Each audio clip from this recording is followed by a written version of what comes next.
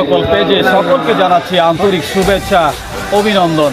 সেই সাথে জানিয়ে দিচ্ছি আজকে ফুটবল নাইট ফুটসাল টুর্নামেন্টের দ্বিতীয় রাউন্ডের পঞ্চম ম্যাচে জুনিয়র এক্সপ্রেস হুলাশিজোত ভার্সেস বন্ধুমহল ডগরবাড়ি চমৎকারভাবে কিন্তু প্রতিদ্বন্দ্বিতা করেছেন।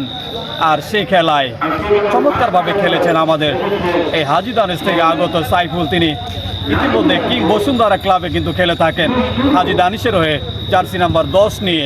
সৈয়দপুর একাডেমিতে কিন্তু তিনি তিনটি গোল করে সমতা এনে দিয়েছেন এবং এর আগেও দেখেছি আমরা নাইজেরিয়ান খেলোয়াড় লুইসের সাথে কিন্তু পঞ্চগড় বঙ্গবন্ধু গোল্ড কাপে তিনি একাই দুটি গোল করে ম্যাচকে সমতায় এনে পেনাল্টিতে যেয়ে কিন্তু হেরে যায়।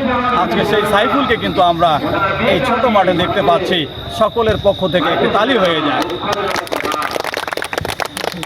আমি চলে যাব সরাসরি সাইফুলের কাছে। আজকের ম্যাচে দুটি গোল করে তার কীরকম লাগছে, কী ধরনের অনুভূতি এবং সামনে তিনি কী ধরনের খেলতে চান সেটাই জানবো।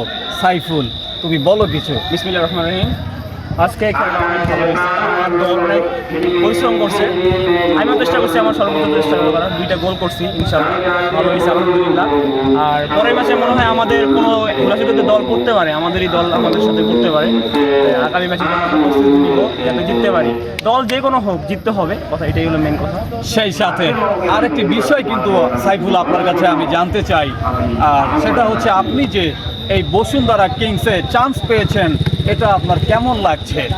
এটা তো অনেক ভালো। বসুন্ধরা কিংস বাংলাদেশের একটা ঐতিহ্যবাহী একটা ক্লাব। এখানে খেলাটা আসলে গর্বের বিষয়।